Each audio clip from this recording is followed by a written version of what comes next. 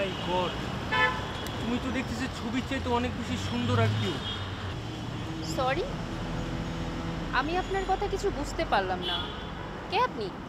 ও, আমাকে তুমি চিনবে না, আমি মাহির, মিতুলের বেস্ট ফ্রেন্ড। ওই মিতুল একটা বিশেষ কাজে আটকে যাওয়ায় আমাকে পাঠালো তোমাকে রিসিভ করার জন্য। বিশ্বাস করব কিভাবে? কি যে বলো তুমি, আর আমিও না বুঝি না। আমার মধ্যে একটা ইনোসেন্ট ছেলেকে কেউ না বিশ্বাসই করতে চায় না। আচ্ছা ওয়েট, আমি তোমাকে প্রুফ দিচ্ছি।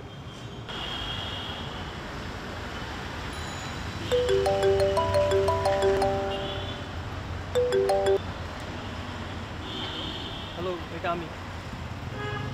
এবার বিশ্বাস হয়েছে তো? আর সুন্দরী মেয়েরাও আমাকে অবিশ্বাস করে কেন, আমার লজ্জা লাগে আসলে। আচ্ছা চলো, আমি তোমাকে পৌঁছে দিই। আসো।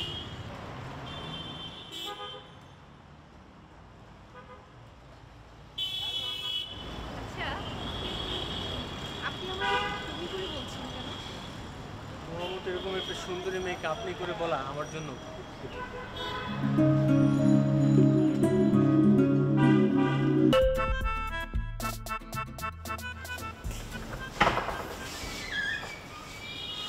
হাই,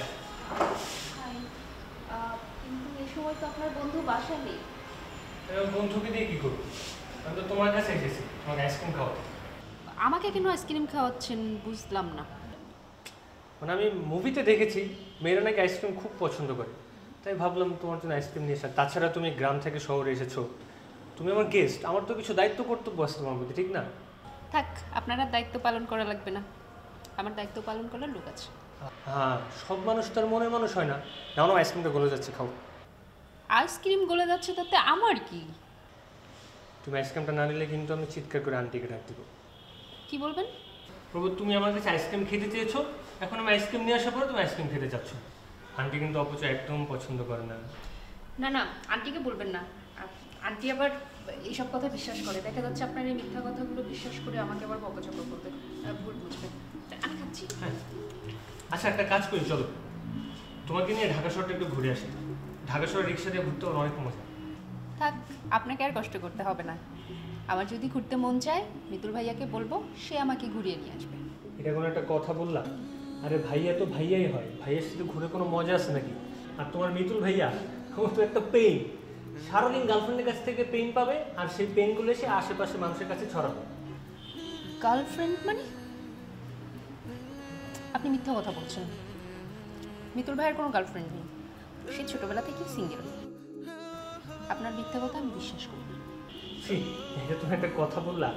এত সুন্দরী একটা মেয়ের সাথে মিথ্যা কথা বলতে পারি? আর তোমার মিতুল ভাইয়া ও তো এলাকার একটা চকলেট বয়, ওর গার্লফ্রেন্ড প্রতিটা অলিতে গলিতে আছে, কিন্তু আমি দেখো একমাত্র সিঙ্গেল বয় এই এলাকায়। আমার গার্লফ্রেন্ড তো হওয়ার তুমি, তুমি ট্রাই একটা করতে হচ্ছে। কি বললেন আপনি? আমার না ওই একটাই সমস্যা, আমি ওই যে কোনো পরিস্থিতিতে সত্য কথা বলে ফেলি আর কি। যেমন এই যে এইটাও কিন্তু এক ধরনের সত্য কথা, তোমার কিন্তু আমার হেভি পছন্দ হচ্ছে। I love you. আপনার কি যা করতে ইচ্ছে করছে না? এটা তো বুঝছি, ভালোবাসতে ইচ্ছা করতেছে। আপনি এখন জানতো আমার প্রচন্ড রাগ হচ্ছে। আচ্ছা আচ্ছা ঠিক আছে, যেতেছি। কিন্তু হ্যাঁ, আমার কথাটা কিন্তু একটু মাথায় রেখো, আমি কিন্তু একদম সলিড পোলা।